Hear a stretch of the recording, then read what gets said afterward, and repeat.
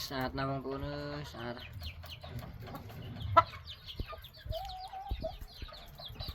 nó đợi trên cái thùng cắt với nhau sang mày chặt rôm xì pê đọt toàn chăm mày rôm mềm chắc cái chầm này vinh chầm đã chơi vinh